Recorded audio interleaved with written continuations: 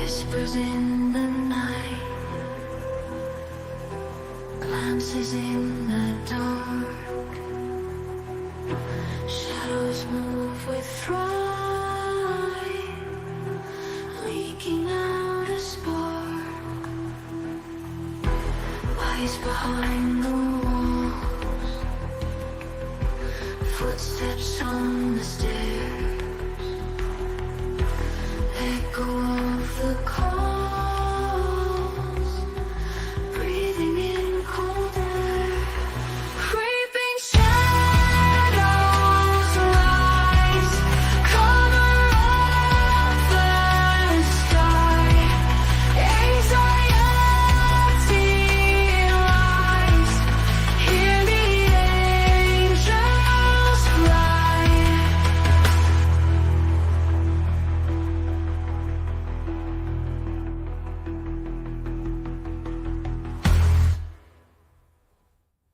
Hello, everyone. Hello. How is now? Why isn't this having trouble? Okay, that was weird. I posted a little hello message, but it did pop up. It just came back with a message that said bad internet. Welcome to the show. Tonight we are going to be talking about haunted houses. Next little Haunted spooky houses. thing. Yes. And I don't know. I gotta try to get into the show because I was talking with Des and it's like had a bad day today, but you know something? We're here for some spooky paranormal discussion. If anybody saw my show yesterday, I was doing true crime and we discussed 9 different cases that were horrific and graphic, and that was the show. So that's the new thing I'm going to do on Wednesdays and Thursdays. Wednesdays will be true crime. Thursdays will be I can't talk, paranormal. And hopefully once the season is over and Des is back home, we'll do the mental health ones. Mental health on Tuesday. We're also going to be doing some cooking. You're doing a cooking show? Not a cooking show. So a friend of ours out here, I made them beef tips and mushrooms with gravy over chicken tomato rice. And he wants the recipe. Hello. So he wants the recipes. So what I'm going to do is I'm going to record it and upload it to my YouTube channel. Cool. So that sounds like a delicious he wants recipe. To make it for his wife. So he really the boys loved it. So I have a series on my channel. I have a series on my channel called Cooking with Crazy because cooking is not my thing. And I have like a crazy method of cooking. So there's a couple of funny episodes, but a lot of the stuff came out really good. Some of it came out horrible, but I call it Cooking for Crazy for a reason. Well, that's just like ADH Dave. He has his AI cooking channel. So he will go and pull up a recipe from using AI. And then what he does is he makes that recipe according to what it says from AI, and he makes it. Sometimes it's good, sometimes it's not. It's an experiment, and he likes it, and people love it. That I don't remember the exact channel it's under, but I have tried to avoid cooking as much as possible. that was me originally. Yeah, I try not to cook, but sometimes you can't help it. Your wind is picking up on your end. You're starting. Whoosh. Yeah, I out in the beautiful. So if you're wearing headphones, you're gonna get the wind gust every now and then. I apologize. I can't control the weather. Mother Nature has been sassy, so I'm under the canopy just in case it starts raining because if the laptop gets ruined, I'm in trouble. So we'll have to go and get a new one. But tonight the discussion is haunted, spooky houses. And now I will tell you this. My mom will say that she lived in a haunted house. That was before she had me. I don't think I ever lived in a haunted house, but now I'm starting to second guess myself because already in the house that I'm that I'm in. Des has already seen stuff. In my boyfriend's house that I'm hanging out with, he's seen stuff. So either something's following me or things are opening. So that's a little scary. Lisa says, I used to love cooking, but years and years of cooking. Exactly. If you cook that, yeah, you get tired of cooking. Well, yeah, like I was telling Tommy, it'd be so, I'd love to be able to have like just a little hole in the wall type diner, because I love cooking for people. And so it wouldn't be like your traditional, you sit down and like my dream for wanting to open up a little hole in the wall diner would be like you're coming to your mama or your grandma's house, Sunday dinner. Yeah, make something for that day, and that's what you serve until it's gone. And every day it would be something different, or you'd have a couple different, like maybe 5 different things to choose from, but not like a huge menu. And do it like family style. They put the big dish in the middle, and yeah, that kind of thing. And so that would be awesome. I don't know how well it would go because people are used to sitting down looking at a menu, and you just have like this little, what would you like? And there'd be like 4 or 5 different things on there, and they can choose one of those things. And when that's out, you close. And I mean, I see it with barbecue places all the time. They serve one main thing, and when it's out, and then they start all over again the next day. I think it would be fun, and I do. I love cooking for people. And last night I got so many compliments on what I made for the boys that I know. I want to hear that. I want that recipe, particularly since you said you're going to do a video on it. I'll definitely want to see it. You have to have an Instapot. I make mine in the Instapot. And so one of the gentlemen was like, I need to go. Does Walmart have them? I'm like, yep, that's where I got one of mine. Absolutely. And so it's an Instapot recipe, but I have 2 Instapots. One I use when I make the beef tips with mushrooms with gravy.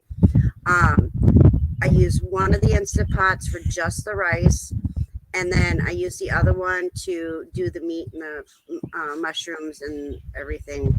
So yeah, I'm excited. I hope people like it, try it and like it, and go from there and see how it goes.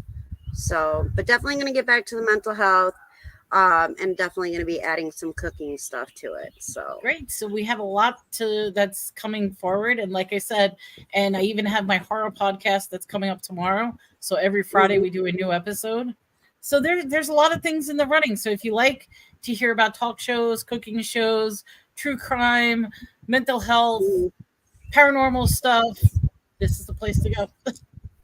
So now tonight we're going to be talking about haunted houses. I'm curious. Like I said, I'm wondering now, either is something following me, or have I not been attuned to the happenings? But so far, the location I'm in now and where I live are both starting to get some really freaky paranormal stuff happening.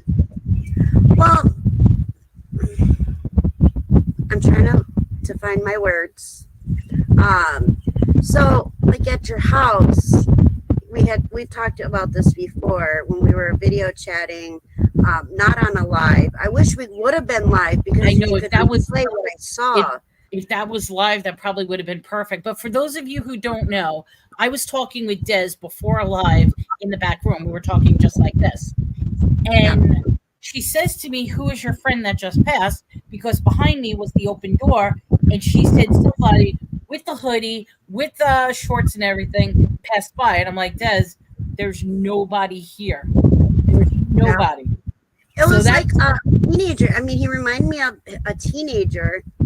And no, for age-wise, I'd say no more than 21 at the max.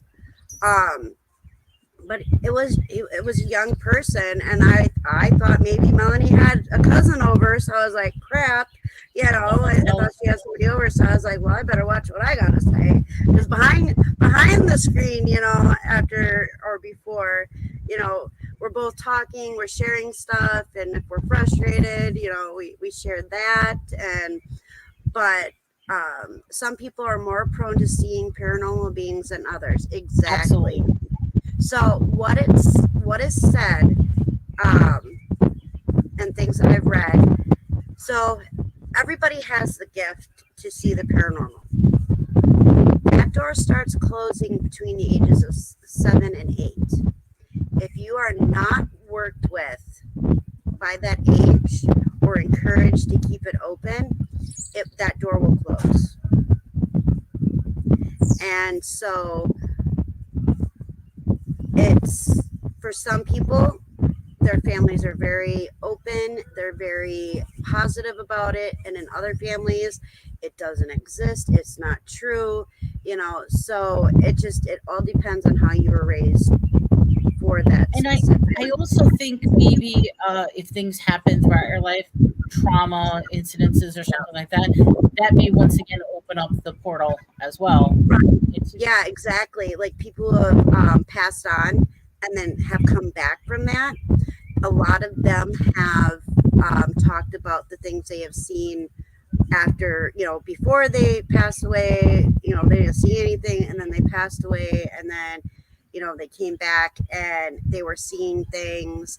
Um, and a lot of them feel like they're going crazy. But let me tell you, if you think you are seeing things, it's not mental health. It's very possible, 100% possible. Let me correct that. At least 95% possible that you are seeing paranormal of some sort. Yeah. Now there are different things that people can experience when it comes to paranormal. They can hear them but not see them. They can hear and see them, or they can just feel them around. And I'm sure there's more, but those are like the three ones that I know of from people that I have talked to. And so usually it's one of those three things that they mention. So, and the people that can see and talk to them, they're usually empaths. Like they're an empath, so their ability is a lot stronger than somebody who isn't an empath. So, Yeah, and that's somebody who can absorb the energies. interesting thing is, if you follow a lot of the conspiracy theories that are out there, is right now there's a very new syndrome that that's coming into play. They're calling it super rare. However, they're actually deeming it a syndrome, and they're calling it demon face syndrome, because what's happening is there are people that are genuinely starting to see people turn into demons where their face completely distorts. Right. So they're only beginning in the scientific journals. They're only beginning talking about this, but a lot of the people who are open psychically are starting to say that what makes now different is the veil is starting to open up to everybody. That Yeah, people are it's thinning. starting to be more in tuned, that their vibrational energy is starting to raise, and that's why they're being more aware of what's going on. They're starting to see. Go ahead. Right. And if you think about it, with everything that's going on in the world right now, it wouldn't be surprising if it is being able to be proved that the veil between the living and the unliving is very thin. Or I should say the living and the paranormal is very thin. Look at all the different signs. You know, a lot of people are like, well, you know, a lot of people refer to Earth as Mother Nature. Okay. But not everybody, even though they say, oh, Mother Nature is mad, not everybody believes there's really a Mother Nature. So for me, I do believe that we have Mother Nature. And when we're screwing up, how does a parent deal with a naughty child? They discipline them, you know. So with all these weird, I mean, and I don't think it's like 100% that way, I guess I should say, because there's been a lot of tragedy with all this weird weather phenomenon that's going on. But like, okay, so today we were driving to take Jaslyn to she was volunteering at the golf course for the Humane Society in our town. They had a where they were raising money, okay, a fundraiser. And so we were driving through this area. Now 35 years ago, Tommy was camping in a different campground in the area when he was a kid, and a tornado came through. Okay. And it came very close to the campground that he was at when he was a kid. They really thought that it was going to hit the campground. So everybody was in the shelter and stuff like that. But we were going through, and the area where the tornado hit, it's already 35 years later, and you can still see some of the remnants from the tornado. Wow. So they never really cleared up the area then? Well, so Mother Nature took it back. She's rebuilding. And in 35 years, because I guess it was really, really, really, really bad. Like, it was completely destroyed, the path. But now there's a ton of trees, but you can still see where the trees were affected from the tornado, if that makes any sense. Like, Right. There's trees that are still broken, and some of them look very dead, and they're just standing there, and there's no leaves. They're just a little creepy staring at them, but at the same time very beautiful, because you're seeing how Mother Nature is bringing life back to the area. And granted, 35 years is a long time. However, that's what she does. That's just what she does. Old buildings that are abandoned, if you look at them, Mother Nature starts taking it back. You have vines, you have trees that grow through the buildings, stuff like that.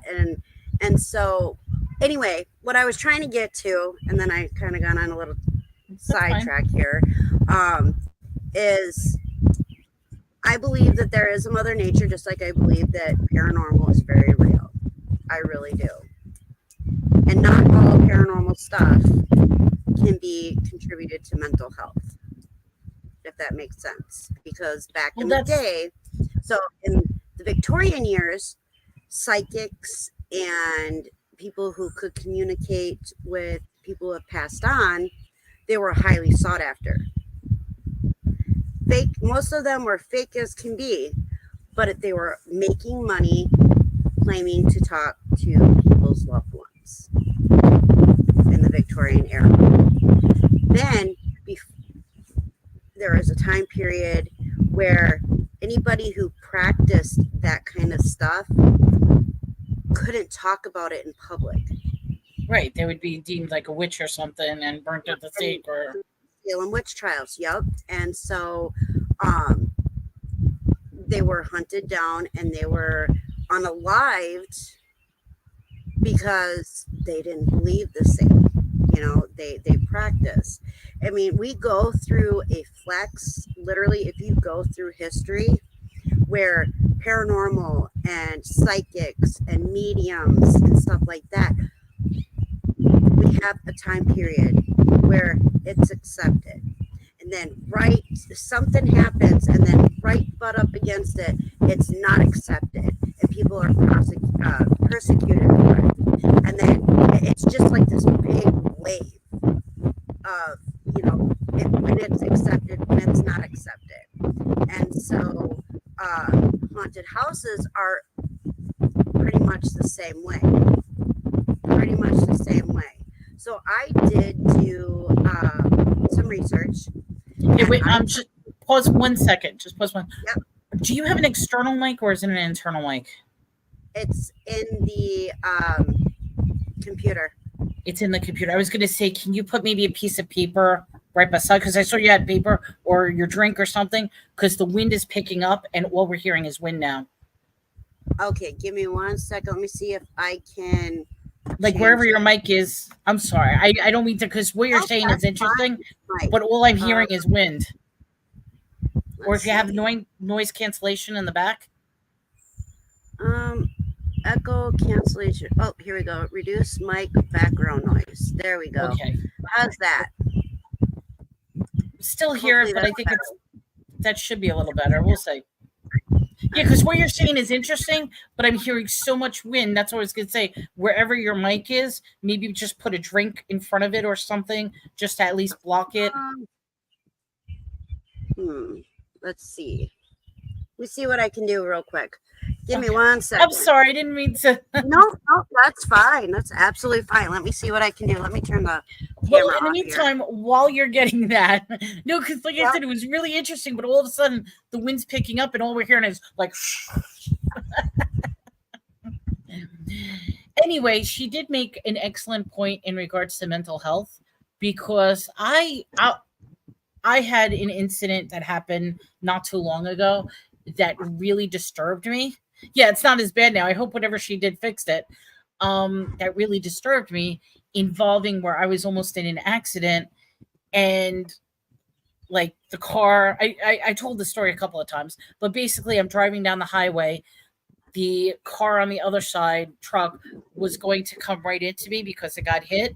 And then all of a sudden the car just stops.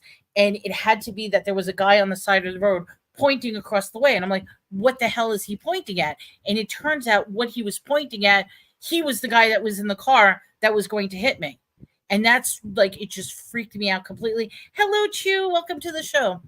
So I actually told a doctor in regards to that, and instantly they're like, oh, you're schizophrenic, you're hallucinating, here's some drugs for schizophrenia.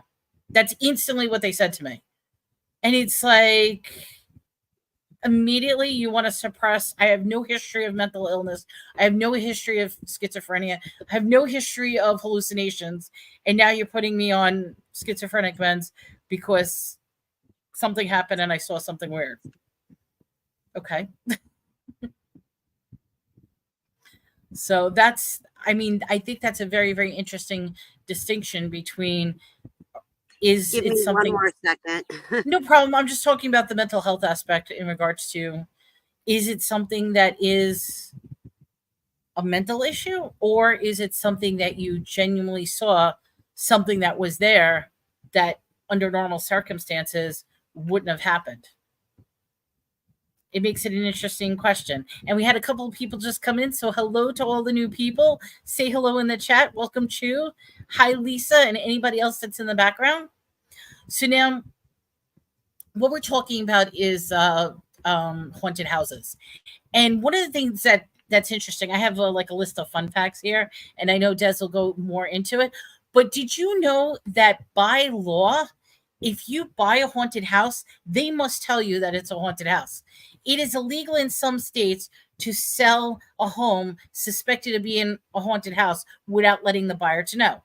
Failure could result in the new buyer reversing the transaction and getting the money back. On the flip side, though, the new buyer may have trouble reselling the home if they aren't aware that there were ghosts in the house. Hello, Valerie. Valerie's in the house. Welcome to the show. So for all you people who are house hunting or looking for new places, they do need to disclose to you on whether there's a haunted house, whether your house has known ghosts or spirits or anything like that. So I think that's a fun fact to know.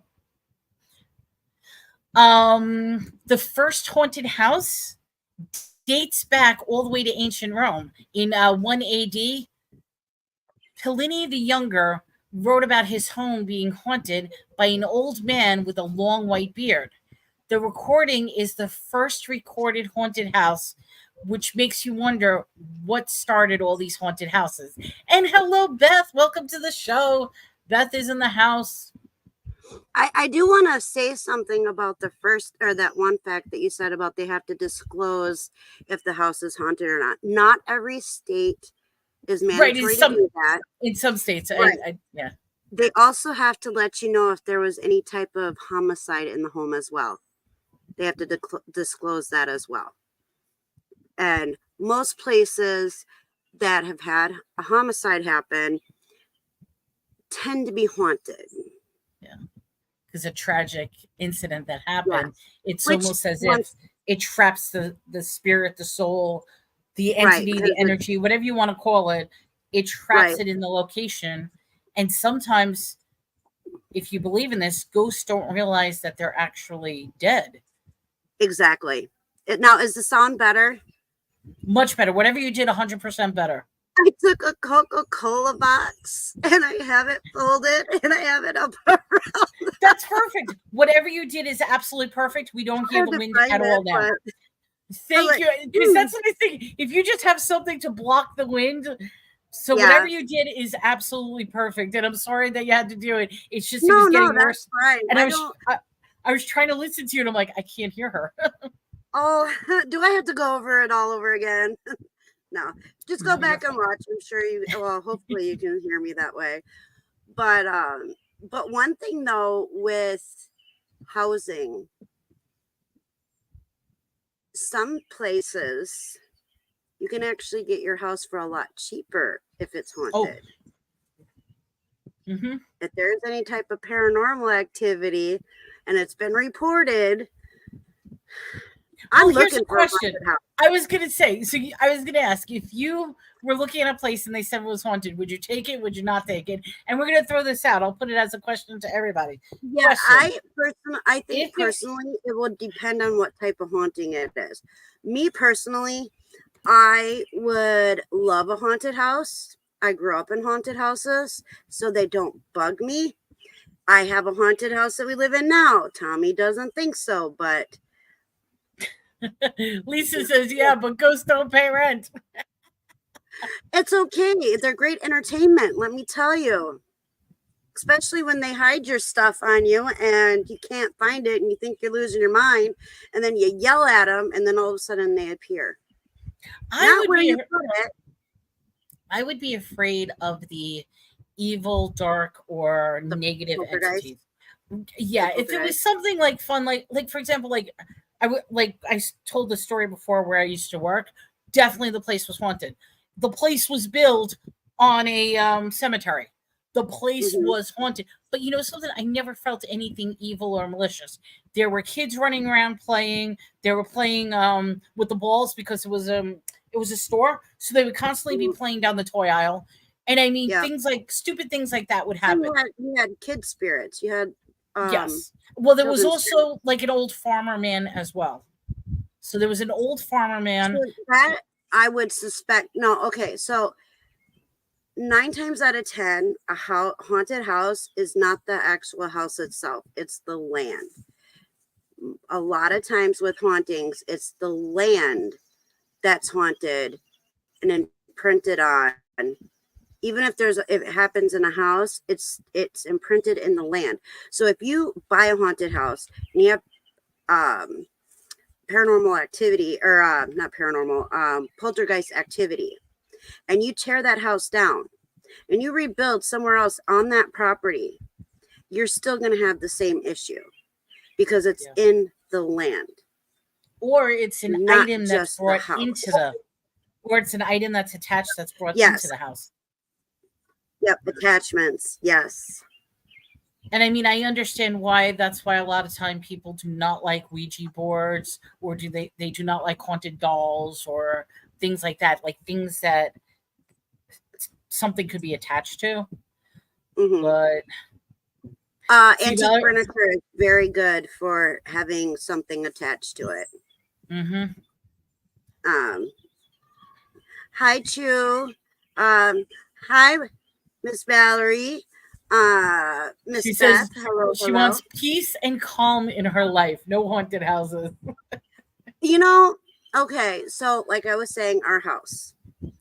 I 100% believe that we have spirits in our house. We have a little girl that every time I see her, I think it's Jaslyn, my daughter. It's not, because a lot of times Jaslyn's not even there when I see her. And she just like runs around corners, like that's the type of stuff I've seen with her. It's the perverted old lady that like trips me out and makes me laugh, because you can't change in that house without her feeling like she is peeking around the door. So Tommy's office that he has now that I'm going to be moving into, that used to be our bedroom. And we had French doors with the frosted glass, which I'll show you guys once I'm in there and got everything set up. But the kids' rooms were upstairs, so they would be in bed, and we'd get undressed to get our PJs on and stuff, get ready for bed. And our door would open, and I would see this lady's head, just like this part of her head, peeking around the corner. And she was an older lady, so I call her the old lady. And I'd be like, will you stop being a pervert? Can we just change in peace? Seriously? I'm like, otherwise I can walk out and you can watch Tommy change. I don't care. But don't watch me change, because that's just weird, And let me tell you, we've had some crazy stuff happen in our house. We had where the kids were in the living room sleeping on the couch, because we have one of those sectionals. So they were watching a movie. They had fallen asleep, but we didn't know that at the time. They left the light on in the living room. And so we're laying in bed watching a different movie, and it looked like the shape of a ball, like the shadow of a ball. And it hit our French doors, because we had our doors closed, and it hit and rattled the door. And we're So like, it's like an orb or something. no, it wasn't an orb. It was like an actual ball, like a beach ball that hit the French doors, shook the doors. Like, it hit hard and it shook them. And Tommy's like, what the hell are those kids doing? So I get up and I go to yell at them, and they're both passed out cold on the couch, sleeping. They fell asleep. So it wasn't them. And then I was like, wait, we don't even own a ball like that. I'm like, what hit our doors? And you He's like, never I found don't know. anything? Like Nope, there was nothing? there was nothing, but it was in the shape of a huge like beach ball, because we saw the shadow through the frosted glass in our door. That's scary. And Now it Lisa hit says, she says, I haven't been bothered by the spirits in the past, but they haven't been evil. But I don't see them. I just sense them. My daughter sees them. So Yep. your daughter has the gift where she can actually see them. You sense them, like you feel the energetic. Yeah, and that's 2 of the 3. Can she communicate with them? If you're willing to share. Because if you're willing to share, then we'll talk about some other stuff sharing wise. I have seen, I have heard, but I never actively communicated. Like, I almost want to say anything I've ever seen in my life, completely, there's mute. There's no talking. There's no sound as far as, but hearing, I can hear their actions, not necessarily them themselves. And Lisa says, no, Okay, she so can't she talk to them. cannot talk to them. Okay. Kids have a better sense to see them. Yes, before the age of 8, because between the ages of 7 and 8 is when that door closes and they're not connected to the spirit world like they used to be. So, okay, so Miss Lisa can sense them. Her daughter sees them. I've been able to communicate and see them, and I know when they're around. Wow. Ask Miss Melanie.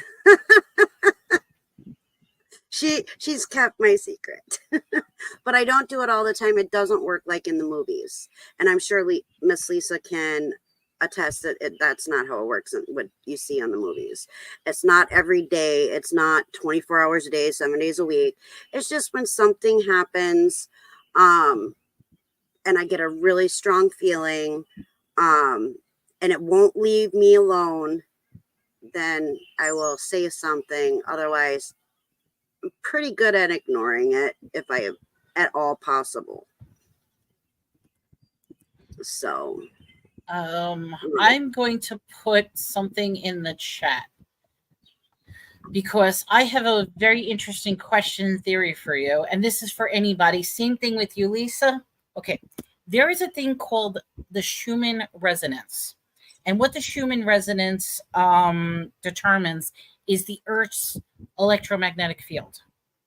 mhm. Now, what ends up happening is lately there have been quite a number of anomalies that happen in the Schumann resonance.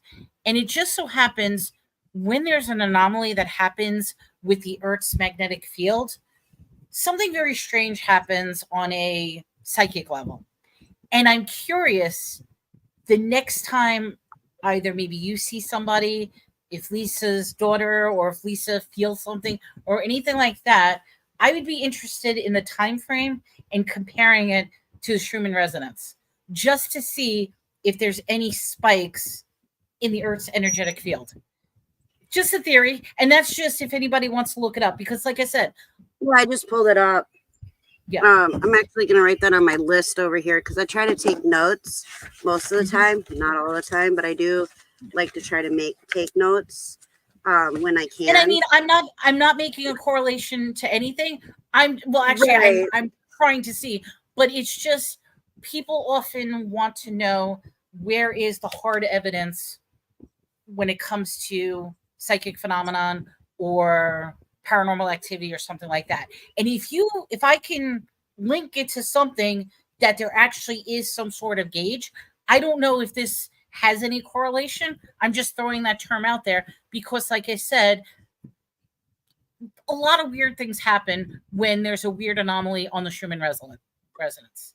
Now, Lisa says, I remember seeing something when I was a kid, but I didn't think anything of it at the time. I was probably 5 or 6, which that's probably your most heightened psychic abilities is at that time, 5 or 6 years old. Well, see, and the thing is too, okay, and we probably should have added psychic stuff with the title of this, but you know our conversations go in every different direction. Yeah, it really does.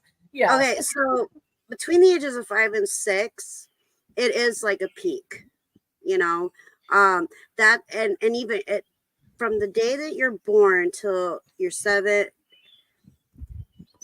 There have been cases where children have talked about things that have happened in the past, reincarnation, and there's no reason why they would know any of this. It's never, you know, like the little boy that was able to give great detail on the Titanic, and they never watched anything about the Titanic, but he knew things about the Titanic that most documentaries did not report. And so his family decided to take him to the Titanic Museum. And he started pointing things out, explaining what this does, where it was on the Titanic and stuff like that. And so, you know, we lived in a haunted house and I was just a kid. Oh, you know, we lived in a, okay, yes. Yep, you have shared. And that's, you know, and that's the thing. Everybody is a receptacle for it. It just depends on if you're truly open to seeing, to hearing, to sensing it. And so there are people that I have met that I was like, and I usually don't do this when I first meet people, but I'm like, what gifts do you have? Because you are oozing this energy off. And they're like, how did you know? I'm like, because you're oozing with it, you know? So what is it that you can do? And they're like, well, this, and this. I'm like, knew it, you know? And then there's other people where I've like, instantly I was able to talk to them about this stuff, but they claim they didn't have any gifts. And I'm like, oh, honey, you need to be more open, because you have some gifts, some pretty good gifts, and you should practice. You know, and I'm not one, like, I don't, I'm not Miss Cleo. I tell you that right now. I am not Miss Cleo because, well, for one, she was obviously a fake because she did not see her bankruptcy coming. Let me tell you. But it doesn't work like people thinks it does. It doesn't. Comes and goes. At least for me, it comes and goes. I don't sit here with a stack of tarot cards or a Ouija board or my crystal ball, because I do have a crystal ball. I don't sit here and wait for everybody, all these signs to come to me and this and that. It's just when I'm out and about, if I pick something up, I see something. Tommy makes fun of me. He really does. However, he still listens, I pay And so- attention to anything that comes out of the ordinary, like dreams, a number, anything repetitive. I mean, like if you start seeing things that are like, I mean, this is just an interesting example. We've been doing those podcasts where we pre-record. We recorded 2 sessions, 2 very different podcasts. One was one story, I recorded another story. And then when we uploaded it, the weirdest thing happened. Both stories, which are 2 completely different recordings done by 2 readings, were the exact same time. And it's like, what is the chances of recording 2 completely separate stories, separate lengths, 2 people talking, that they end up being the exact same time length? And at first I thought, I'm like, you just uploaded the same thing. He's like, no, I didn't. Turn my camera off and plug in my computer. No problem. He's like, you just uploaded the same one. He's like, no, this is 2 separate things. So we concentrated on that number. That number was what was it, 2609. So I'm like, and I said to my mom, I'm like, play that number 2609, which she ended up playing it, and it was one number off. I says, but there was something about the 2609 that was really, really strange. And I'm like, if that comes up in anything, just remember 2609. Lisa says, my dad's family is known for having very strong. Yes, it's interesting that you mentioned about gut feelings, because they believe that is the origin of psychic ability, is your gut. And they say that the higher you are on the energetic openness, that you'll get stronger gut feelings. So, and having a gut feeling is technically a gift, because some people are like, oh, I had this gut feeling, but I ignored it. But people who are open will go and follow their gut feelings. So it's I have a gut feeling, and I'm usually right. So I follow my gut feelings. Yeah, I doubt my gut feelings. When I have gut feelings, I doubt them. And that's probably a bad thing, because I can never determine what it is. That is it my gut feeling? Is it just nerves? Is it unsurety? So I usually do not go by my gut feeling. And maybe that's something that is a mistake with me. You should start following your gut feelings. You know what I mean? And there's a way to tell if it's a good gut feeling or a bad gut feeling. You just have to start listening to it and understand and process what other feelings are going through you at the time that gut feeling is happening. So if it's something positive for a gut feeling, then you'll get like this giddiness, and you're like, all right, this is good. But if it's a bad one, it can trigger nausea. It can trigger you're getting sick. There is a lot of different negative stuff when it comes to a gut feeling, that when something's bad, and you definitely should follow those. Lisa says that her feelings are usually right too. Yeah. Oh yeah. And that's the thing, you know, like Miss Lisa, you know, she's saying that her gut feelings are usually right. Tommy, I swear, and he probably will not be happy, but you know what, honey? I love you if you watch this. So Tommy's able to read people. I swear he is. I swear he has a gift. He's like, no, it's just what I do. I'm like, you have a gift. You have a gift, sir.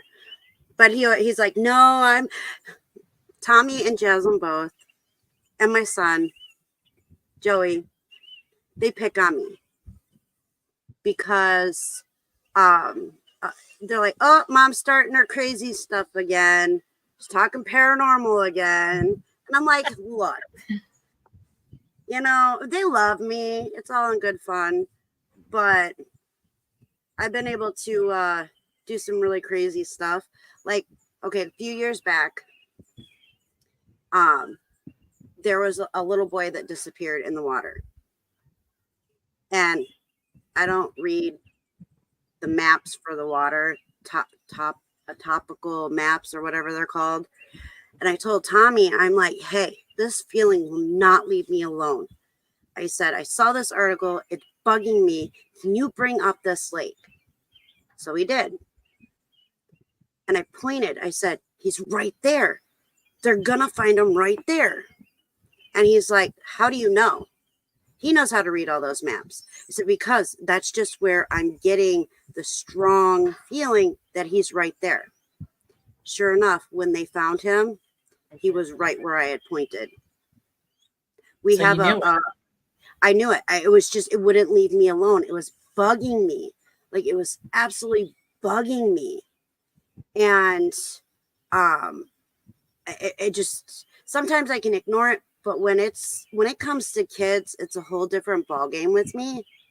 So I don't know about Miss Lisa or her daughter, but do you guys ever get that kind of thing happening to you? I mean, I know you said that your daughter can see them and you can sense them, but have you ever gotten that overwhelming sensation that you have to figure something out? And then you go and you look and you're like, right there or right over there, or, you know, been able to pinpoint that kind of stuff? Although it's not a true story, there's an interesting series called Manifest. It's now no longer in production, and I mean, it really was a good series. It was from the creators of Lost, and one of the things, the premise of the Manifest was they're on a plane, the plane disappears while it's midair, and then it comes back and lands 5 years later. And yeah, I started to watching that. the people on the plane, it seems like they just simply landed. But to the rest of the world, it was 5 years later. And what ended up Right. happening is they start getting visions and feelings and gut feelings and psychic abilities and stuff like that. And the series is a great series. I actually absolutely love the ending because I love the way they actually tied it up. But if you're into that sort of stuff, I would recommend watching that series. She said, not really, but I do get a sense of deja vu a lot. Yeah. Deja vu is, we should do a thing on deja vu. We should do a story on deja vu, because deja vu is, that's pretty intense. So I understand that one. Let's see. I'm just fixing my phone. There, so I can see chat a little better or respond if I need to in chat. But I mean, as far as gut feelings, that's nature's way of protecting you. That's it's what a lot of people say. And I mean, your warning mechanism, if I can say the word right. Defense mechanism, warning mechanism. It's your natural way that something is wrong. And you're right. You should listen to it. I'm the type that, I think my problem is I overlook something that they call red flags. I completely ignore the red flags. Like I can acknowledge, yeah, that's a red flag. Yes, that's a red flag, but it doesn't phase me. And I think that's a serious problem when Yeah. something's You know, and if you can recognize that, then you're one step closer to figuring out than most people, honestly. Because there are people that are like, oh no, that's not a red flag. But you're saying that you recognize it and you know it's a problem, that you don't follow through with it. So that's a good step, though. Very good step. I think my I think I tolerate. You know what it is? I think I tolerate. I'm going to call it this way, and this might be insulting. I tolerate crazy too much. That's what it is, and I think that's why a lot of times I'm also a crazy magnet. I will say this: I am flat out a crazy magnet. The crazy. I mean, the people who know me. I'm like the normal one in the group, and I know people out there are probably thinking, "Hey, Melanie's not normal." Believe me, when I say I'm the normal one of the group, because the people I know are 10 times crazier than I am. I'm crazier. I don't believe so. No, I'm not crazier. not at all.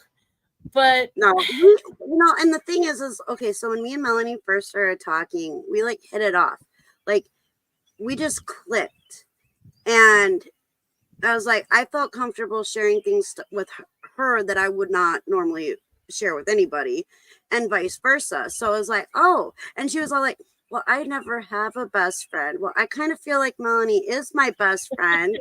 And so it's like, because not many people, I mean, I talk a lot and I share a lot of things, but there's certain things I don't share, but I've shared them with Melanie. and Des knows a lot on my end, so yeah. You know?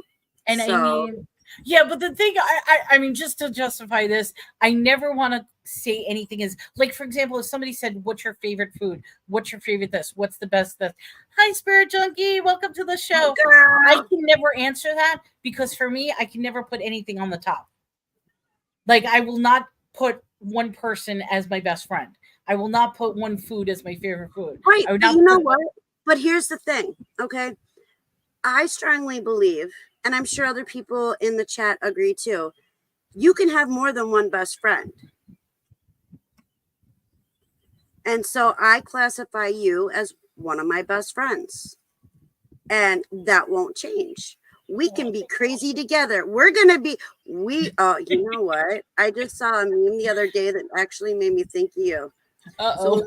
So when we pass away, we're going to haunt everybody together. So you better get ready, girl. We're haunting you all. We are going to come and haunt everybody. We have lists. And we're going to tag team those lists. But you know something I also think about, and I know I'm going to be talking movies for a second because this is the what if. Mm-hmm. People who are able to see ghosts, spirits, entities, they have the gift. Now, what about if the ghost entity or spirit is desperately trying to communicate? And I think about all these shows like Ghost with Whoopi Goldberg, where he's like screaming, trying to get in touch, or you see all these different videos where it's like, "Hey, I'm right here." I mean, could you imagine that you're trying to communicate and they can't see you, they can't touch you, they can't feel you, they don't know you're there, and you're desperately trying to communicate? Yeah. And that's where, okay, so that's where too, where they give signs. Okay. And every person who gets a sign is different. A lot of people get pennies. All of a sudden they just find pennies everywhere, or they'll find dimes or nickels or quarters. Sometimes it's a smell too. They walk past and they smell. Yep, a smell. You have feathers. Let's see what else. There's quite a few. Glitter. If you don't have glitter in your house and all of a sudden you're walking around and you have glitter on you and you have no idea, that's a sign. Like, they use the things that we have in our homes, or not even in our house, because Tommy doesn't like glitter, so we don't have glitter, but Tommy's always walking around with glitter. He always somehow ends up with glitter on him. Lisa says, I'm nosy. I'll probably haunt people just to see what's going on. Right. Right. Okay. So here's another example of hauntings. Okay. But it's a positive one. Okay. My grandfather passed away a few years ago. My grandmother they were together for forever, it seemed. Since I was little, I always remember them being together. So I think they were together for like almost close to 30 some plus years. And yes, something did just pass, but that was a fly. That wasn't a spirit, because I just saw it on camera and it was a fly. Yeah. So in case anybody saw something that just went up, that But was that a house. one when we were alive, the cattail thing. Yeah, we that don't know was- what the cattail that was was, but that definitely was a fly because it landed All on my right. head. All right. Spirit did say that her mom puts a dime in my path, and parents have a cardinal family set up shop in the pine tree at their new home. Yeah, it was a house fly.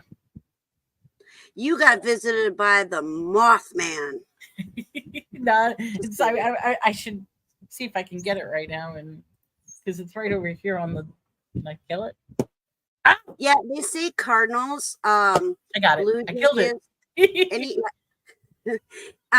Birds in general actually are good messengers. From what I've read, crows have a bad rep. But did you know that crows actually ward off evil, not bring it? And a lot of people have a misconception. Hope I said the word right. Misconception that when crows appear, they're horrible. They're bringing evil. No, if you have crows that are showing up at your house, that means they are warding off evil, and you need to pay attention. But they also said that there's a story if a bird starts tapping at your window, that's a bad sign. Like if it's tapping. That I've not heard. So I will have to look into that. Yeah, not necessarily visiting, but specifically tapping on your window.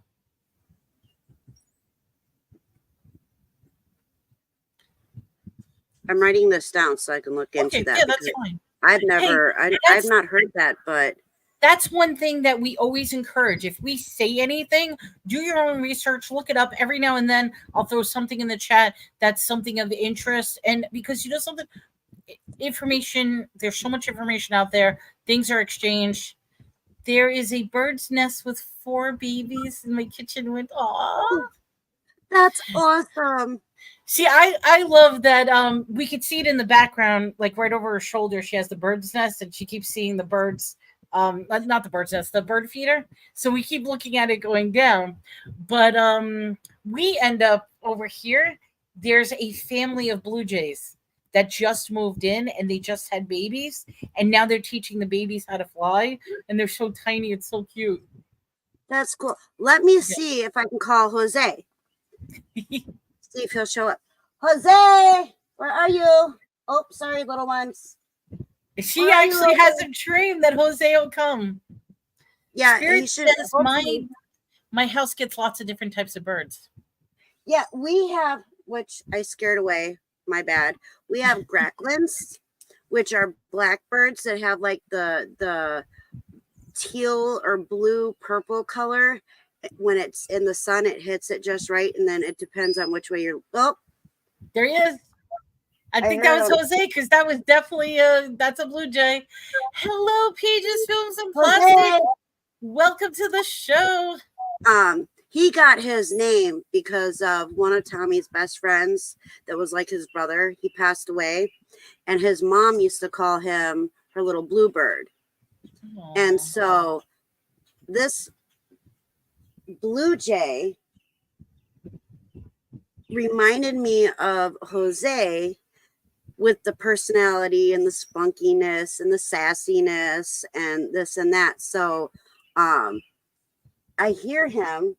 I find it amazing because a couple of times I was talking to Des, she would call over and the bird would instantly. And I mean, I call Des the bird whisperer because she has birds at home and birds are always. But that is another psychic connection as well. It's that affinity to nature, to living beings, that you have that ability, that the animals trust you, they love you, they come near you. You know what I mean? That's a good sign. And Jose, you want to be on camera? he's like, Jose, come here, Jose. But I mean, that's wanted that part, but and that's also a sign. It's a sign.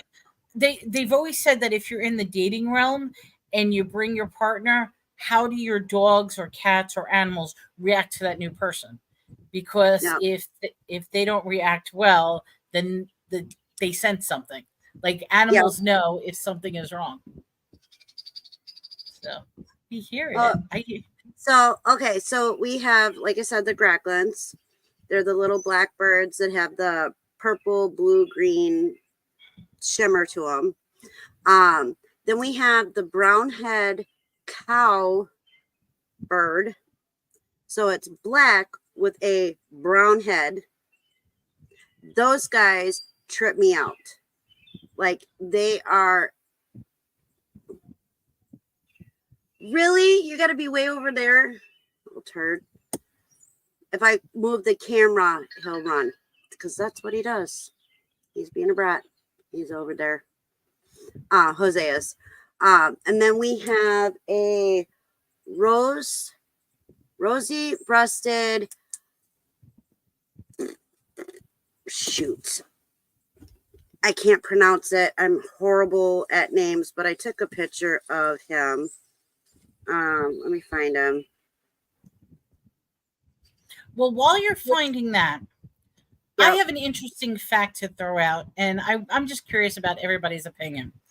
So they're saying that real haunted houses may simply be due to carbon monoxide poisoning.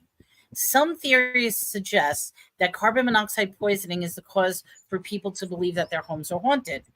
Many haunted houses that have been investigated, the carbon monoxide levels tested extremely high. They are often older houses with older appliances, and most hauntings are reported during the winter months. Carbon monoxide poisonings has the symptoms like you're being watched, hearing noises, footsteps, hallucinating, and dizziness. So now, also, in older homes too, the electric was different. So they have found also not only carbon monoxide, but they've also found high levels of vibration or whatever it is with the electricity, whatever the electricity gives off. High levels of that as well in older homes. That's an interesting thing. I mean, they're just brushing it off as carbon monoxide poisoning, but is that a correlation that maybe it's some sort of poisoning? Or so I'll just toss that out. Question: is hauntings correlated to carbon monoxide poisoning? And that's why I said, about 95% are true hauntings. Then you have the 5%, which, if you really think about it, is kind of a high number,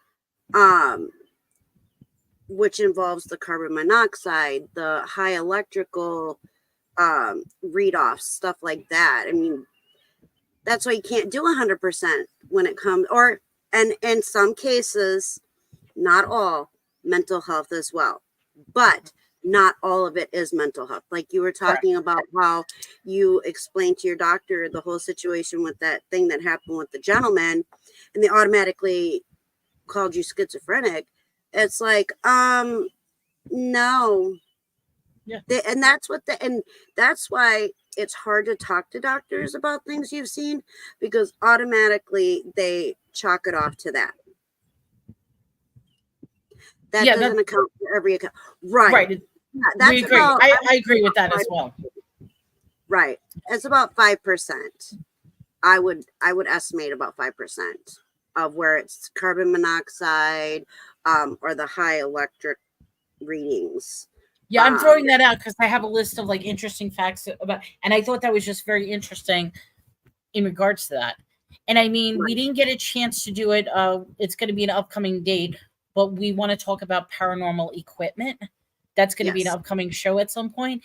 And even that's an interesting thing when you're going through a haunted house or a place that's suspected of some sort of activity, that you Right. can actually take instruments that could record different anomalies within the place. Right. So, Our paranormal equipment one. that was when your friend is able to come, so we Yeah, rescheduled. September 5th. Oh, September 5th. Okay. Just in Yep. time for school. Yes. So, yeah, September 5th. Unless we Cool. can squeeze it in sooner. Yeah. If he's available, that would be great. We have a special guest that's an expert on paranormal equipment. He does paranormal investigations and he knows a lot about the equipment. He probably will tell you, not an expert, I just know a lot about it. So there is this big old drivable camper that keeps driving by. They're I lisa don't know if you guys heard it. It's like the third or fourth time I've seen it drive by. I think they're lost. Lisa says some is drug abuse, some mental health, some carbon monoxide, and so, but there are still real. Yes, and I absolutely agree with that. Mm-hmm. Yes. Yeah. And I might have the 95% and the 5% mixed up, but I don't think I do. I remember reading it. I just don't remember where I read it at. So. I mean, I almost want to say 5% would be real hauntings and 95% wouldn't be. And, and like I said, I might have them backwards, but I don't think I do. But if there's any place I would love to visit is the Winchester Manor. And the story, if anybody doesn't know about the Winchester Manor, the gun owner, the guy that makes the Winchester rifles, his wife was, he died early. The wife basically took over the mansion, and she was so obsessed by the occult, spirits, paranormals, that she kept building on top of this mansion fake rooms in order for the ghosts and spirits who were plaguing her to get lost. Yeah, so they couldn't find her. The movie. Oh, there's a movie? I didn't realize there was a movie. It's called Rose Red, and it's a Stephen King movie. And it's loosely based on the Winchester Mansion. Oh, okay. See, I didn't even know about that. It's one of my favorite movies. My second. So it's my favorite movie from Stephen King. My favorite book from Stephen King is Rose Madder. And it's about a picture. A haunted picture? So if you like, now the Stephen King movie Rose Red, it is actually a 2-disc, so it's like 4 hours. Julia, we were just the gentleman that got lost in the mountains we thought was part of the missing. Julian Sands. Yes, he's in there. Okay, he's in there. I was thought you meant the Juliet Lewis or Julia. Yeah. No. Spirit says. Oh, wait a minute. Spirit says it was the second time today that book was mentioned. Now, remember, we spoke about this earlier. When things are happening like simultaneously, repetitive, pay close attention to it. So yes, Rose Madder is a wonderful book. And it's in the talks for it to be turned into a movie, a mini series, like some of other Stephen King's other books that he's turned into mini series. I got my fingers crossed because that is a book that there is DA in the book, and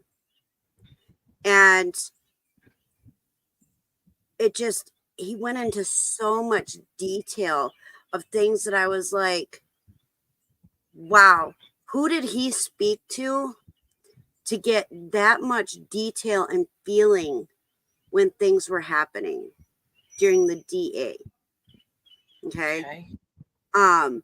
Because it was like when you first start reading the book, and then you're going through the book, and he starts explaining the different things that this lady was, remembering and went through.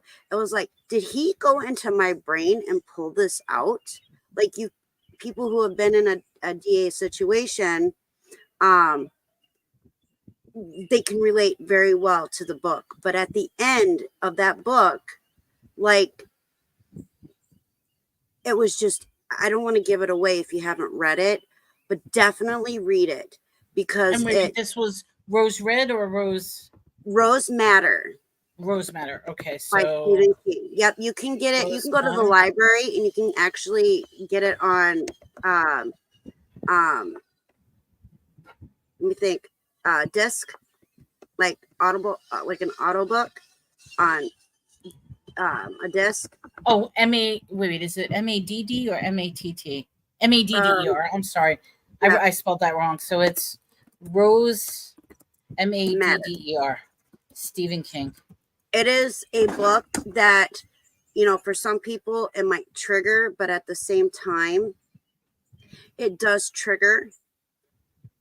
But it also like helps you like become untriggered, because you end up rooting for the survivor, and it takes you on this really twisted, crazy ride the whole time. And it is graphic. I'm going to tell you, there is a lot of graphic stuff in there, that if you have small children or children under the age of 18, I would not recommend you listening to it on DVD or on CD around children, because of how graphic it is.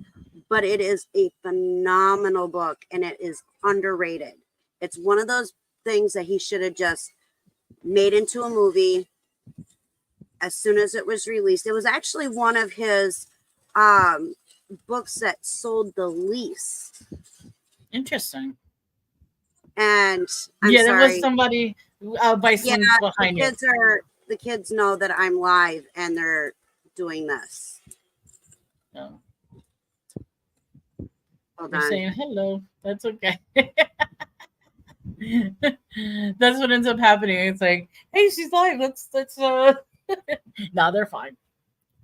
But okay, another fun fact about haunted houses.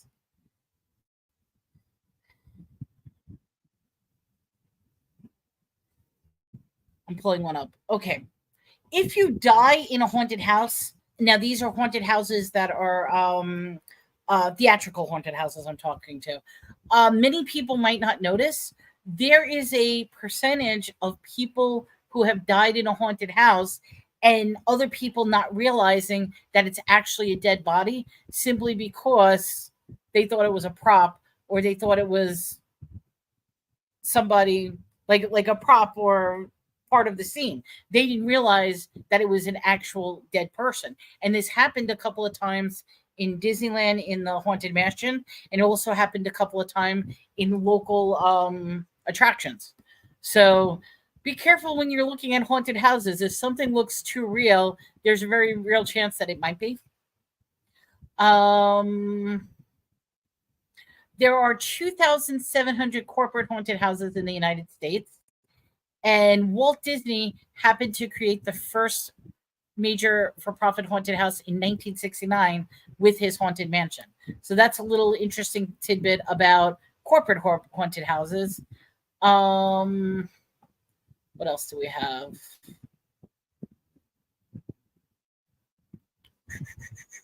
Okay, that's all my notes on that. Oh, the U.S. White House is considered the most haunted house in the country. There have been numerous sightings of various ghosts and entities in the White House. Winston Churchill and even Ronald Reagan experienced and talked about seeing ghosts at the White House. And there's no wonder, because the White House has been occupied since 1800, with numerous deaths happening in and around it.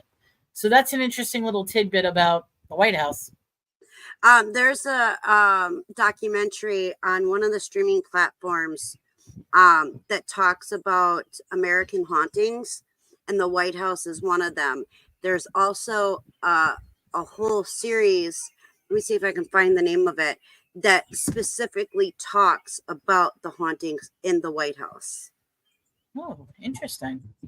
Yeah, I watched it and I'm like, And it's surprising that would be like a known fact, because I almost feel like anything that happens in the White House is so under wraps and so secretive that for something like that. Spirit Junkie says, "What? I toured the White House and I didn't feel anything. Just saying." But then again, with the White House, they only allow you in the tourist areas. What happens when you go into like other areas of the house, deeper areas? So I bet there's like a whole mysticism alone about the White House. Let's see what else. In British haunted houses, they were not originally ghosts. It was believed that any haunted houses in Britain were originally thought to be fairies living in them and playing tricks on humans.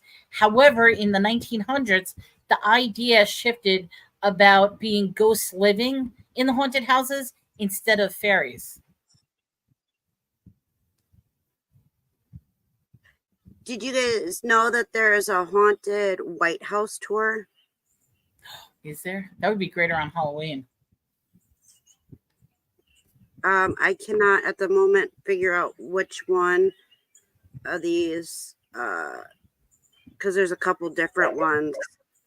But I believe it was on either Discovery Plus or Paramount Plus that there's I think it was Discovery Plus where it's talks about the White House, the hauntings in the White House.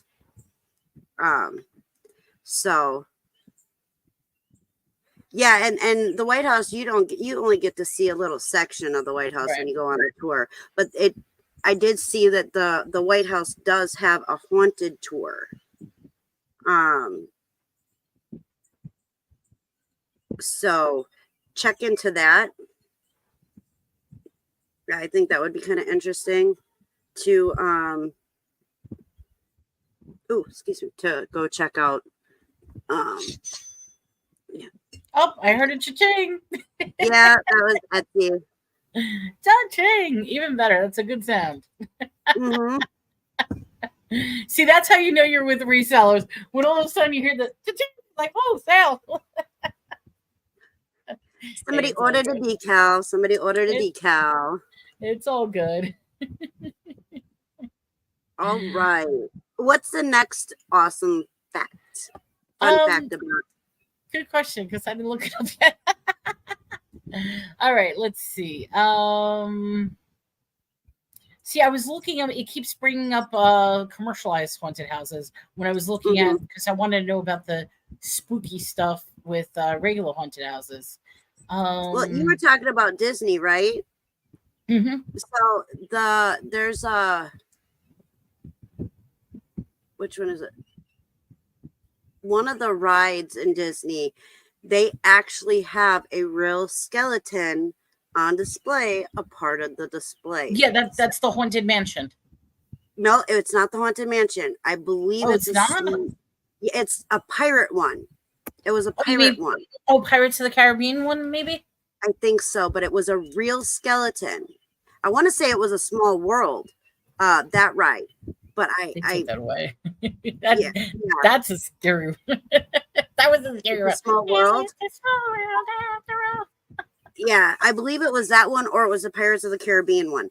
But when they first set it all up for this ride, they used a real skeleton in the setup. That's crazy. So, Disney's weird, man. Disney's weird. Oh yeah, we did how many? We did 2 episodes on Disney alone, and we still haven't even touched how weird Disney can get. Not even a sliver, you know, not even a sliver. And most of my family worked at Disney, from what I understand. I might have to go hit them up for stories. My grandma's coming up in July, so maybe I'll have to hit her up for some stories.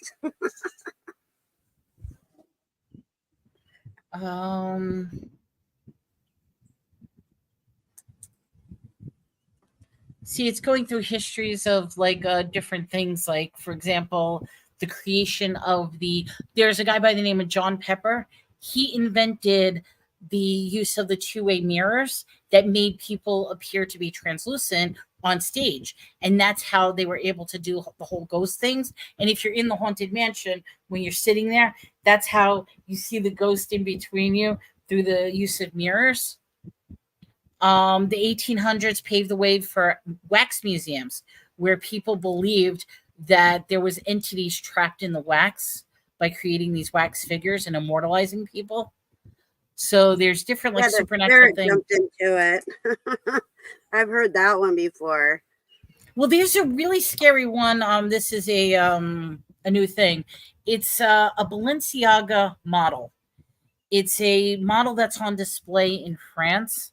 A wax model, not a wax model, a mannequin. They're saying that this mannequin is so accurate and so real that people think it's actually a petrified person. And the weird thing is that the model looks like somebody who has been known to disappear. And everybody's saying that they want to get a sliver of it and take a test to see if it actually is a petrified human, because it's way too accurate. And it's really, really creepy when I was reading up on that. Let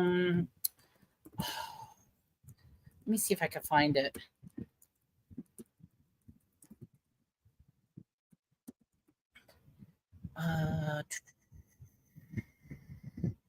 Of course, when I want to find something really quick, I can't find it.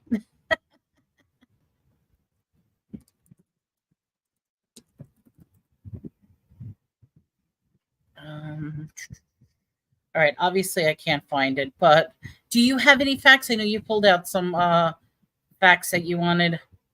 Oh, here it is. Isaiah Bass, the missing. Okay. I'm going to show a picture. Present. Let me share the screen. It's a side-by-side picture. So the Balenciaga model right here is this person right here. His name is Isaiah Bass. He went missing. They're saying that he looks exactly like, around the same time he went missing, this model that's in the Balenciaga store that looks all too real. And they say when you look at his eyes, when you look at his fingers, you can actually see like the veins, you could see like the indentations, that things you normally don't see when they build a mannequin. And they're wondering, is he a petrified version of the model that actually went missing? And it's a weird story. I'll pull up the story on that. Okay, that is wild. Yeah, but the one on the left. But I wonder how he would have been petrified then. Like, Good that's question. A whole different rabbit hole. We don't know. I mean, we have no idea. But if you want to read up, his name is Isaiah Bass. Let me write that in the chat. So Isaiah missing Balenciaga model. Just like I said, there's weird stories that are out there, and we don't know if they're true. We don't know if they're just made up. It could just be fun. But we leave it up to you as the audience to determine: do you believe it? Do you think it's? But when we were talking about wax museum models, for some reason I thought about that. Oh, that's crazy. So what I pulled up was, so I asked Google, what is a haunted house? Hold on.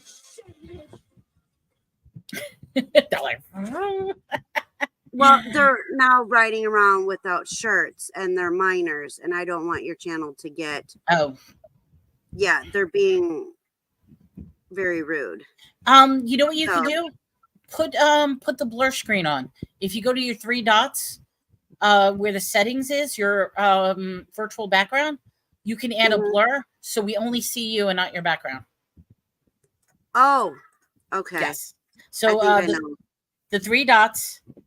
I'm sorry, it's settings. Go down Oh, to yeah, I settings. found it. Go down to virtual background, and then the second one says blur. So we won't be able to see them at all. It'll blur your background. All right, let's see if I got this right. Okay, there we go. There you go. So yeah, Sorry, there'll be a I little didn't thing realize around you. before. Yeah, I didn't realize that that's what they were doing before. So you might have to go in after the live and blur them out. Yeah, and they knew that I was going live, and I asked them to if they could keep it down, and they're not. So I do apologize in advance. But okay, now that we have it blurred behind me, so I That should be typed better. in Google. So I typed in Google, what is a haunted house? And of course, I know a lot of people, Wikipedia is controversial, but I just wanted to kind of get like the basic idea and share with everybody what my results were. It says a haunted house, spook house, or a ghost house in ghost lore is a house or a building often perceived as being inhabited by disembodied spirits of the deceased who may have been former residents or were otherwise connected with the property. Parapsychologists often attribute hauntings to the spirits of the dead who have suffered from violent or tragic events in the building's past, such as unaliving, accidental, or another form of unaliving, or somebody else unaliving them. In a majority of cases, upon scientific investigation, alternative causes to supernatural phenomena are found to be at fault, such as hoaxes, environmental effects, hallucinations, or confirmation bias. Common symptoms of hauntings like cold spots and creaking or knocking sounds can be found in most homes regardless of suspected paranormal presence. People are more likely to experience a haunting when they are about to fall asleep, when waking, or if they are intoxicated or sleep deprived. Carbon monoxide poisoning has been cited as a cause of suspected hauntings or suspected hauntings. If there is an explanation of a predetermined Lord have mercy, predetermined natural encounter, I can't say that word, it is more likely that one will be perceived or reported. In history, according to Owen Davies, a paranormal historian, hauntings in the British Isles were usually attributed to fairies, but today's hauntings are usually associated with ghostly or supernatural encounters. In other cultures around the world, various spirits are said to haunt vacant homes and locations. In Middle Eastern countries, for example, NJINN are said to haunt such areas. Yeah, those are usually evil, the jinns. Yeah. Historically, since most people passed in their homes, whether they were mansions or hovels, these homes become natural places for ghosts to haunt, with bedrooms being the most common rooms to be haunted. Many houses gained a reputation for being haunted after they were empty or dilapidated. Davies explained that if people were to fail to occupy a human space, then external forces would move in. Interesting. So, yeah, and actually, let me get this link, and then we can share post it. And Spirit made a very interesting question. She said then there's a difference between pest energy lingering and disembodied. Oh, that's what she's saying. Disembodied was the word. Yep. Did I say it wrong? I apologize if I did. I don't know. I put it in the private chat because I'm on the laptop and I don't have my Facebook okay. up. Let me. or my YouTube up. So Oh, if you could Jordan. share that for me, that would be great. Yes, let me copy. So if I said that word wrong, I apologize. All right, paste. There we go. That's what she was reading, the Wikipedia off of the haunted houses. But yeah, is there a difference between past energy lingering? Disembodied was the definition of haunted. Yeah. So I know that like what I've read and what I've watched and stuff like that, and people I've talked to. So you have residual, where it's like just they're like on repeat when it comes to activity that happens. And then you have what is the other word I'm looking for? Intelligent hauntings. And that's where it's happening. They're there and they're communicating or trying to communicate. So there's like two different ones that I know of off the top of my head that I can remember, that when it comes to hauntings, what they like, the terms that they use for hauntings. So can't even see them or hear them. So that's why I said the blur screen will work out fine. Yeah. It just makes you. I get it. We're camping, but they know on Thursdays that I'm live out here. And They're doing it on purpose. They're excited. They want to get on camera. They want to, it's the famous thing. Like when you see news cameras, you go off behind them, you give the finger, you do the stupid thing, you make funny faces. That's exactly what it is. I ain't famous, so it's not like they're. Yeah. No, it just so does anybody out there have any stories of haunting houses or anything like that? Any questions or anything that comes to mind? Or if you know something that we don't, which most of you probably do, share it. We're intrigued.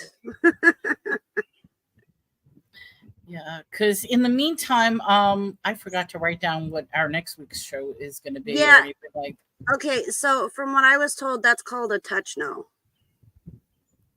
But how some people hold an item, feel the energy connected and associated with the and what did you call it? A touch node? No. Yeah, hold on. Let me pull it up. Okay. What the actual technical word is for it.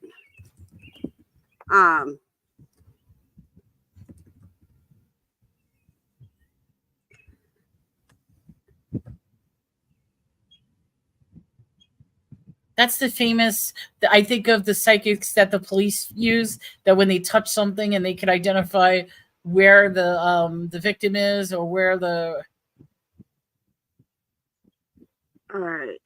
So it's actually, so that's what I heard it referred to as a touch no. Hold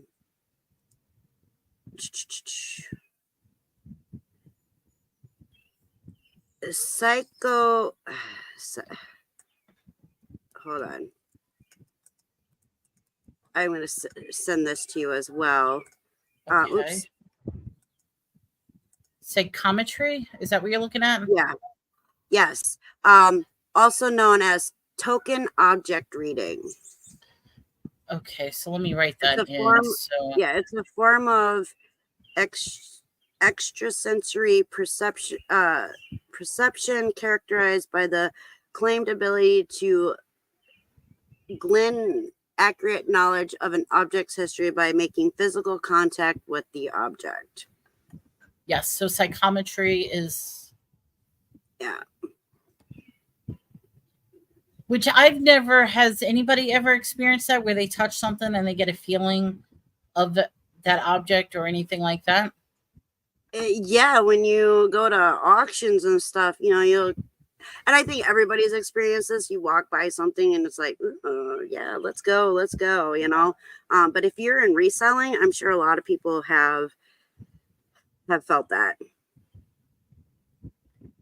Yes, that I agree with. A neat or terrifying gift to have. Now, This is an interesting thing that they do. If anybody wants to read how they pick the Dalai Lama, that's one of the things that they do when the new Dalai Lama needs to come into, because they believe that the Dalai Lama each time is reincarnated into a new person. Yeah. So they have a series of tests, and one of them is that they will line up objects, and the child who they believe is the next Dalai Lama needs to touch each object and identify which of those objects belong to him. So it's a very little interesting little a study, I guess, or a little practice that they do. Spirit says people feel energy from rocks. Reiki is moving energy. Yeah, Reiki is a Japanese technique for stress reduction and relaxation that also promotes healing. It is administered by laying on hands. Very strange. No, it's supposed to help both your physical and your mental health. I will say this because I've took Reiki and I am certified. It is a very fascinating study. It is not necessarily laying on hands, because a lot of times you're not actually touching a person. Right. There's I actually just looked at the pictures. Yeah, there's a space. Yeah, you're just holding your hands above them. But even in general, if you hold your hand over somebody, you will always feel that heat energy. You will feel movement. Like you are attuned, and that's what it's all about. It's harnessing the energy from the universe and attuning it to the person that you are, quote, healing, because the idea is there's so much space and energy within our beings. So yeah, it's and every group of people in every country, they believe something different. And it is very fascinating to learn or read up on the different things that people believe when it comes to the paranormal, where it when it has to do with haunted houses. It's let me tell you, there are people in connection with energy fields. This is no different. Clear audio, clairvoyant, right, etc. Yeah. And it's similar to what you were saying about hearing things, clairaudio, clairvoyance, seeing things, feeling, all that stuff. Now, with the movie Rose Red, Stephen King's movie Rose Red, I think that's the first time I heard the term a touch no, because they have like different gifts that these people have. Okay. And that was so I had to look it up, because I was like, I've never heard of that one, but that's the first time I ever heard that term. And then I looked it up and I was like, oh, that I'm glad I don't have that. I don't think I would want that one. There's automatic writing, which that one's trippy to me. I've seen that work or somebody do that before, and it's trippy to me. Yeah, but there's a whole. If you're into paranormal stuff, I definitely recommend Rose Red by Stephen King, the movie. It's a mini series that they released for one of his books. Yeah, I haven't seen it, so that would be an interesting thing. I never saw a quark, but physicists are said to measure them. There's a lot going on that our senses can't perceive. Absolutely. Most of us only use 10% of our brain at max. And people who are who have gifts and who have gotten MRIs, I've seen where now it could be, somebody just photoshopping, stuff like that, but I don't really think it is. But where parts of their brain are lit up that shouldn't be lit up. And that's usually associated with people who have gifts. And then certain parts of your brain that you don't use, when those parts are lit up, it depends on which area is lit up, that will depend on what your gift is. It corresponds with whatever your gift is. So I thought that was pretty cool when I was reading that. And I was like, oh, Interesting thing about senses, our perception of senses are completely different. That's why you get the arguments on what color is the dress. Is it blue, black, or is it white, gold? There's a thing don't with ask me, I'm colorblind. well, it doesn't count, but like for your normal everyday person, or there's the sound thing. Do you hear the one thing or do you hear another thing? Because perception is so different. And right now I'm on a wind turbine farm. And I'm telling you, the first time I came here with the turbines, I knew exactly when they were on and off. The buzzing? The buzzing, exactly. And it drove me crazy. Obviously, now I can't hear it. I tuned it out. But I knew exactly. I felt it. I heard it. The air was just, and I would explain it. And he's like, you're crazy. I'm like, you don't understand.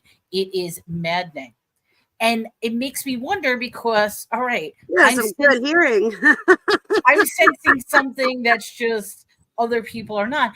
But that's what happens. There's the thing like with birds, the cackles you were talking about, their perception of color is so much deeper. Where we see a black bird with just a little bit of maybe sheen to it, those birds actually see a full rainbow of color with those black birds. They also, the Gracklins too, what I've found, because I sit out here a lot and I watch, and the office here gave me a bird book so I can learn about all the different birds that come and eat at the bird feeder and stuff.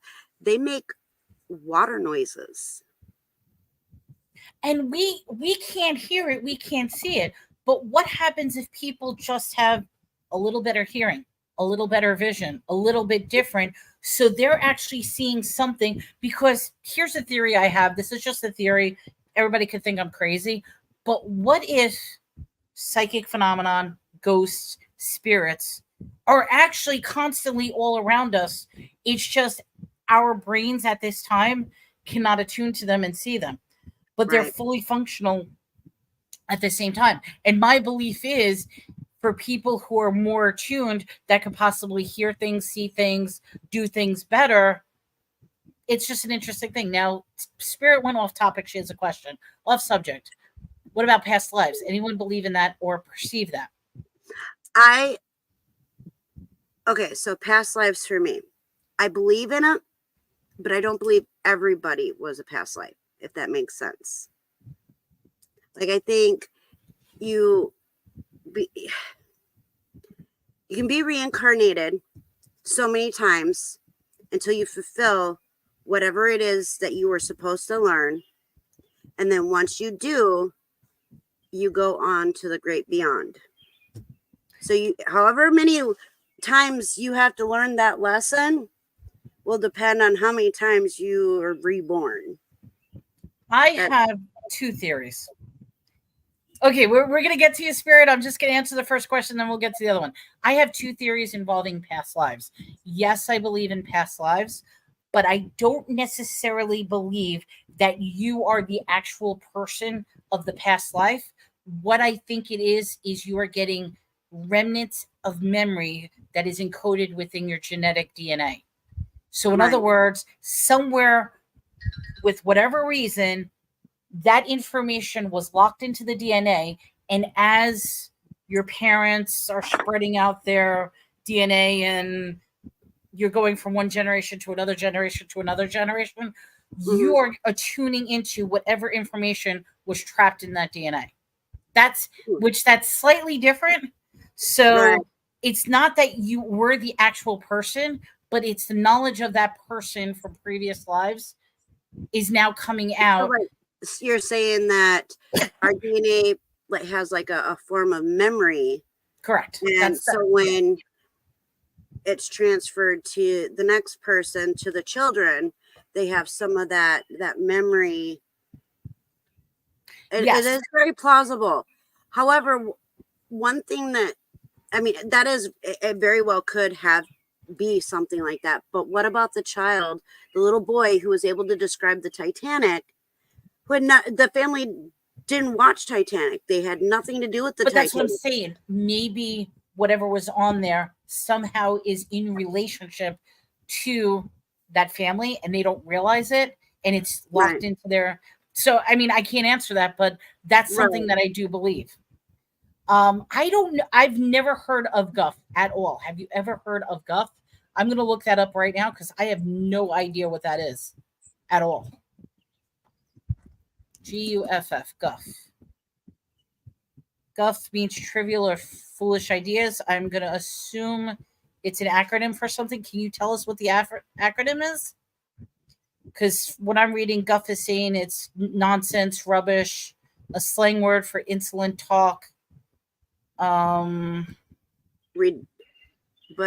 it can also be simply ridiculous ideas or speech. Hey, are you being sassy? No. Like an ancestral knowing or lingering. Yeah, that's actually a really good way to put it. That's what I was wondering. I just didn't put it that way. I like how she put it. Can we go to that one? I like that, yeah. And that's what I believe. The second thing is I do believe in past lives. Like I do believe in reincarnated. Like you're recycled because you have to learn a lesson over and over and over again until you actually fulfill whatever. And I also believe, I'll call it simply a hell loop. I believe in those as well, that people will relive the same thing over and over again until they get something out of it. And if they don't get that lesson, then they're going to repeat it in some way. Mm-hmm. I heard of a story of a place where souls were before they took human home. Maybe I'm smelling Guff wrong. It's a religious idea, but I don't remember. Okay, let me see. Oh, a religious. Okay. Okay, I got it. GUF. Just one F, not two. It's the Hebrew. It's a Hebrew word for body. In Jewish mysticism, the chamber of Gulf, also called the Ostar, is the treasury of souls. Let me write this down. It's located in the seventh heaven. So yes, okay, I've never heard of that, but you're absolutely right. It's something I wrote it down because I want to look into that one. Okay, so let me write this down. So the term you're looking for is Guff. It means body, Jewish mysticism, and it's the treasure of souls.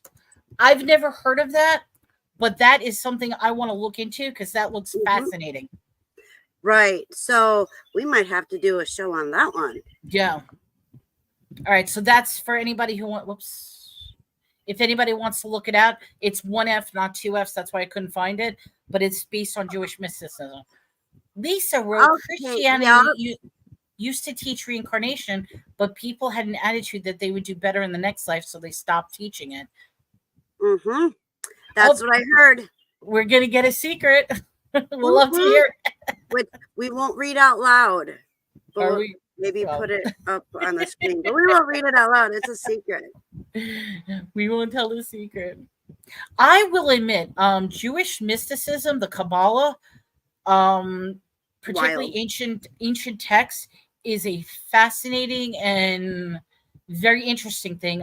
Same thing with not in a bad way, just very like it's that's something I would love to learn more about.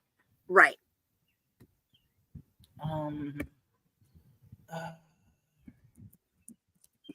I have to mute and stop my camera. I have to run to the potty. I'll be right back. Okay, not a problem. Okay, there's another term that I'm going to throw out there if you are interested in Jewish mysticism, and the term is gematria.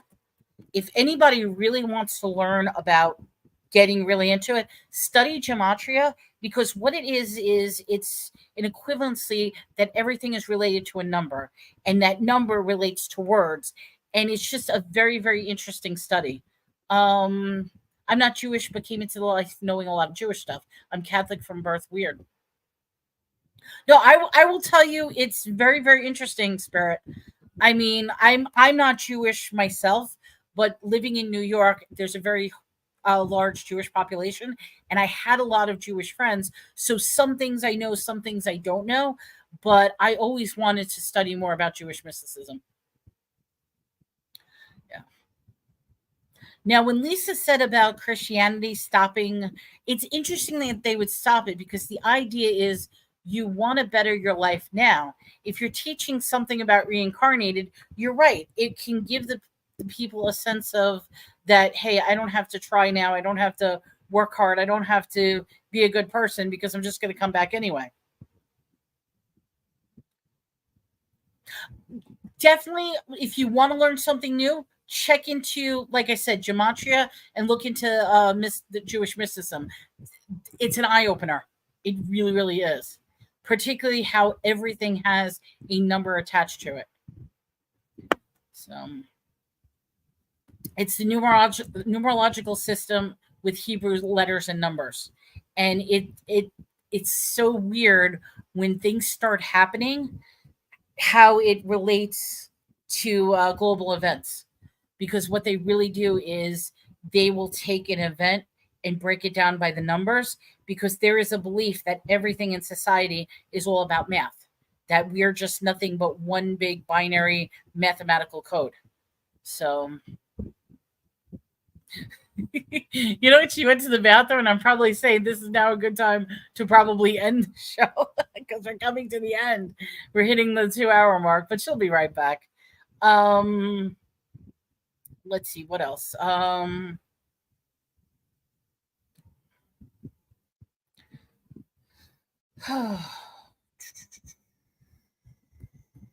Anything else or any other comments?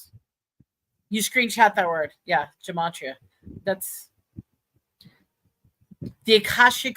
Yes, absolutely. That is a fascinating study as well. If anybody wants to do, highlight that word as well. If you want to do some research. I mean, I'll tell you the thing I've been getting a kick on right now is the whole Tartarian Empire thing, and whether that's real or not with the mud flood. So if anybody wants to do some heavy duty weird stuff, so Tartaria and the mud flood, because that ties into the biblical flooding. It ties into the whole story of Moses, because perhaps maybe the mud flood or the story of Moses was a lot. Not Moses. No, Noah. I'm saying Moses. I'm sorry, Noah. Noah and the Great Flood. Perhaps Noah and the Great Flood was actually a lot closer to our time than we really think. I don't know why I said Moses. I meant Noah. Noah was the flood. So, all right, everyone. What else do we have? So just a couple. Oh, she's back. Yeah, we were talking about a couple of interesting things to look up. Gematria, look up the Akashic record, look up Tartaria and the mud flood. But I think now is a good time to possibly end it. Yeah. Let me just share one more thing. So if you guys have, obviously iPhones, there is an app, and I talked about this before. It's called My Tuner. My Tuner app. My Tuner. TUNER. Yes, TUNER. Yep. And if you are into podcast stuff like that, it's free. You can pay like a subscription for it, but it is free. If you go to the podcast section, they have a load, like tons of different paranormal podcasts, anything that you possibly could think of. They will most likely have it on this app. So I'm actually listening to one with my daughter. It's called Disasters. It's called Disasters True Stories. And this one in particular, like they just dropped a new one yesterday called The Great Fire of Rome. And so this particular podcast, I'm really enjoying it because they have history. They give you facts, and then they talk about the things that I actually had no idea, and I love anything that has to do with the Titanic. So I try to listen or watch any documentaries on it, but there was things that were that he wrote in that or spoke in that one that I didn't know. And so if you guys are interested, definitely check it out. What was That the podcast particular called? the Disasters? podcast is called Disasters True Stories, and it has like a plane crash into the ocean, like at the bottom of the ocean or bottom of water. Here I might be able to show you. Here, I'll put it in the chat. Now we can't see the screen. Darn. Yeah. But it is it's pretty awesome. So oops. And if I may do a shameless self promotion, I'm sorry. No, I started 2 new podcasts myself, and every Friday it's going to be horror stories, and now we're doing horror stories that we written. So like the story tomorrow is an original story that I wrote with the help of AI, but I don't have to say that. So I'm actually reading horror stories, and they generally are about 20-minute long podcasts. In addition to that, on Wednesday nights we are doing a true crime talk show, and we did our first show yesterday. I'll put the link in the chat. We pulled up 9 different cases, and they're cases that are happening right now, and they range from various atrocities to what has happened. So if anybody's interested in true crime, check it out every Wednesday night, 7 p.m. And we'll be discussing some pretty horrific cases. Oh, Lisa, thank you so much for joining us. As advised. Oh yeah, that is definitely viewer discretion. It is not for the faint heart. I mean, last night we talked about some really horrific cases, and it's like I said, these are all the things that happen with the human psyche, and they're cases that are right now. This isn't something from a long time ago. It's the fact that cases are coming up every single day that makes it even worse. So the one that I gave you is the YouTube podcast. The one that she was talking about, it's an app called My Tuner that would be on the Play Store or the Google Play Amazon Store, your app, your iPhone store, whatever that is. Tommy has it on his iPhone. I have it on my Android, and he's able to stream one of his favorite music stations. It's almost like what is that radio one that you can Pandora, buy? Spotify, or audio. I don't know. You get a little radio, and then you get a subscription, and then you can go anywhere and listen to the same station anywhere in the world. Oh, Lisa, I appreciate it. Thank you so much. I understand you have a show, but like I said, if you're interested in the true crime aspect, yeah, that's it. Stygian, that's my partner. So it's on his channel. We're trying to promote that.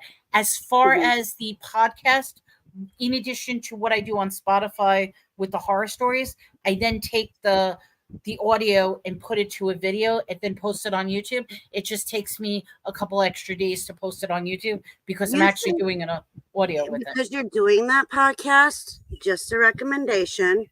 Maybe you should try to put it on My Tuner and see if there's a way to put it on the My Tuner app. I know we're putting it on different apps. I have to see exactly. I don't know if My Tuner, but I know the app. It's on Apple Store. It's on Spotify. It's on a couple of other apps that we're doing. But we promote the Spotify one because that's the freebie app that that a lot of people has. Let's see. Yeah. So Lisa, if you enjoy true crime, just check out that link. That was yesterday's episode, and I'm going to be doing more shorts as well. So you'll see little shorts. I'm posting it on his channel as opposed to mine. Oh, put the Spotify link? Yes, that I could do. Give me 1 second. I'll pull it up. Yeah, they Miss Lisa, they have a lot of different true crime podcasts on the My Tuner as well. And then I don't have Spotify, or I think My Tuner is the only podcast thing that I have. I might have one through Google, but I don't use that one. So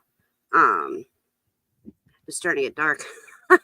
It is getting dark. All right, I'm I going have to my share. lights on in the screen house, but not. I don't have one here, so I'm going to put the name of the Spotify one is Maledictus is the name of the group. That's the link right there to Spotify. Every Friday, a new horror story, and these are not true stories. These are fictionalized stories that are verbally, or they're just audio. There's no video. What I then do is once we post it on Spotify, I then create a moving image video that coincides with the story. It's just so for people who like the visual aspect, it's just that takes me a little extra to do. But if not, it will be on YouTube as well. right. Which I appreciate. If you like that stuff, the stories are about 20 minutes long. The first two Stygian ended up doing. Tomorrow's episode is actually I'm doing, and it's about Harmony. A girl named Harmony and something happening to her. So, Oh boy. Oh boy. oh, excuse me. But I do appreciate it because, like I said, we just started this. This is a new direction that I'm heading into because I'm going more into creating videos.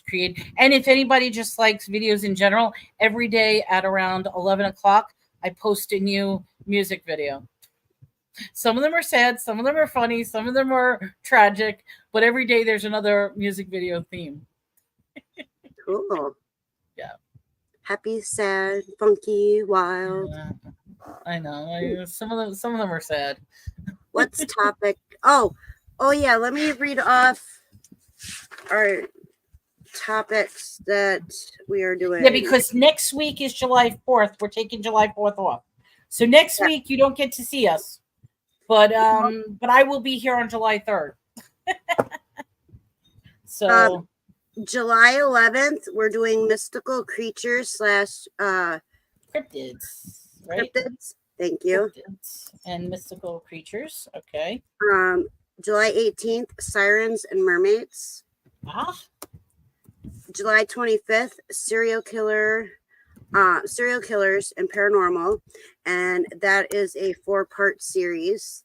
So it starts July 25th, August 1st, August 8th, and August 15th. And then August 22nd, we're going to talk about fires from 1820 to 1920. And then August 29th, we're going to talk about the Baker Hotel, which I found some information out, which I got to talk to you about the Baker Hotel. And then September 5th, if all goes well, we'll talk about paranormal equipment with a special guest. And depending on how serial killers go, if we get through all of it, we might throw in a different topic, but we're saving 4 episodes for that because people love serial killers. And there's so much information about serial killers. Oh, so, yes, there is. And there's so many of them. And then I'd like to talk about the older ones. Start out with talking about the older ones first, like from way even before we were born, and work our way to like the current ones. And to tie it in, because there is a lot of paranormal activity, possession, different ideas, and that's going to be a great series. I'm looking forward to that one. So yeah, when we get to the ones for Wisconsin, that'll be. I've talked to people that have, like with the Jeffrey Dahmer situation. I've talked to somebody who was security at the building after all that went down. And they used to get calls all the time to that floor because, well, one, I'll just say it now. So, and I'll remind me when we talk about it. One, people were breaking in and stealing stuff out of the apartment. But they were also getting calls because they heard people screaming on that floor. There was weird smells, like just a whole lot of stuff was going on before they tore it down, that building down. So when we get to that's that what it was. one, It was like the spirit of the victims were trapped in the building. And now there's a playground on top of where that happened. That's creepy. that Nobody wants it. really Nobody wants goes to.